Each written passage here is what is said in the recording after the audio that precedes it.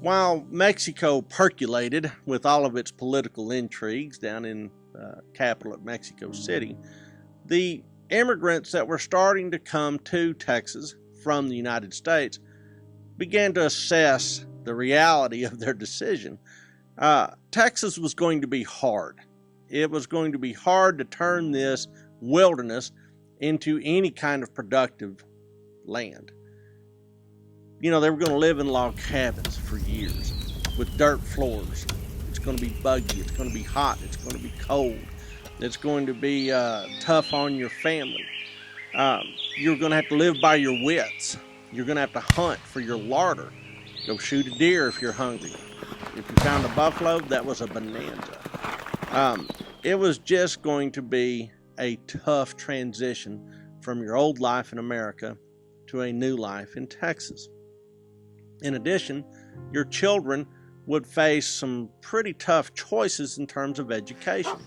Most of the American settlers that came to Texas lived in isolated farmsteads.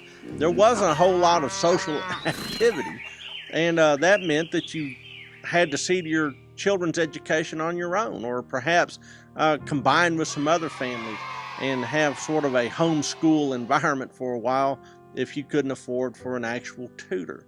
If you had any kind of money, you would send your children back to the United States to some sort of boarding school setting. Now, there's no newspapers, so there's no way of figuring out how you're faring versus the folks in the next colony over, next settlement over, and it was just going to be tough to get a grip on how this community was going to form. Well, at least you had solace in your religion. Now, Mexican authorities required you to be Catholic, but they couldn't enforce it. So what you really had was an influx of Methodist and Baptist and Campbellites and other Protestant sects that, when necessary, could play Catholic, but what they were really doing was singing from the old Wesleyan hymnals. Another aspect of American life that was imported into Texas was slavery. Now, Mexico outlawed slavery officially. However, its Federalist Constitution gave a lot of leeway to the states to make up their own policy. Coahuila, in particular, encouraged slavery. If not encouraged it, they certainly tolerated it, because slavery, they saw, was a vehicle to a very robust and commercial level agriculture in Texas.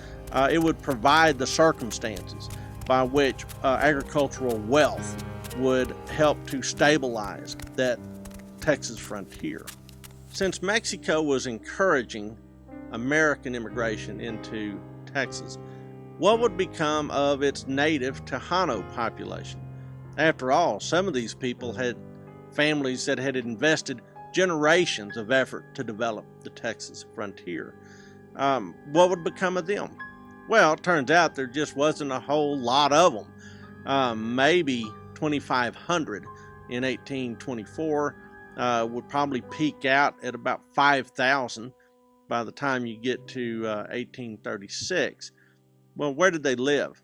There was a small cluster in East Texas around Nacogdoches, but most of the Tejano population lived from Bayard to Point South.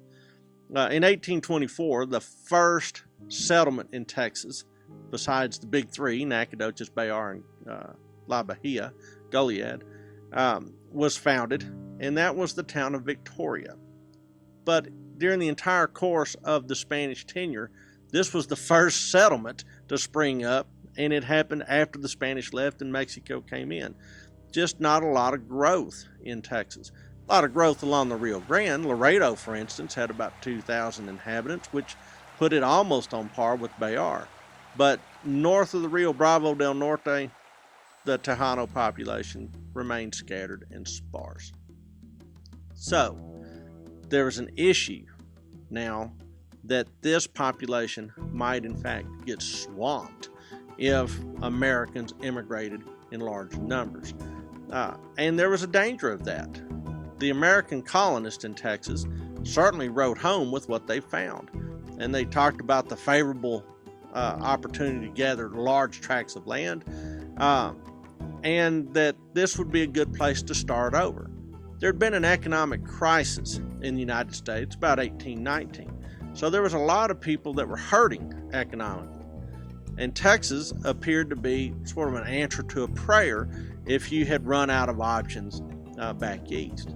So pretty soon, people began to move across the Sabine, both with impresarios and some without. New impresarios showed up and said, you know what, we like this idea of contracting for immigrants. We're going to go down to Saltillo and get our contract. And so what was started by Stephen F. Austin begins to gather momentum. And this momentum is pointing towards an eventual sort of clash between this American population moving in and the resident Tejano population. Overlaid on top of all of that is, of course, the political chaos in Mexico, which at this point is not readily apparent to folks moving to Texas. They're coming to Texas for pretty simple reasons. They're going to raise livestock, they're going to introduce cotton culture, and they're going to make Texas look a whole lot like their homes back in the United States. But one thing's for sure, money's going to be scarce, currency is going to be rare, the economy is going to be by barter. And so things have to align and develop over a number of years of peace and tranquility before Texas will really realize its true potential.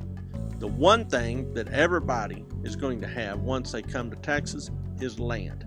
They'll be land rich, but money poor. Well, these American immigrants coming into Texas will start to found towns and settlements of their own. There's only 3 towns in Texas in 1821. There's a 4th, Victoria, in 1824. But the Texians, as they call themselves, that come in from the United States will go on to found another 21 settlements. Of these, the 7 principal towns are names that you'll hear a lot of in the coming weeks. You'll hear a lot out of places like San Felipe de Austin, which is the headquarters of Austin's first colony. You'll hear of the town of Gonzales. You'll hear of the town of Velasco, the mouth of the Brazos. The town of Matagorda on Matagorda Bay. Brazoria, down on the Brazos River, heading towards the coast. San Augustine, right there on the Sabine, kind of a border town between Texas and Louisiana. And the town of Liberty.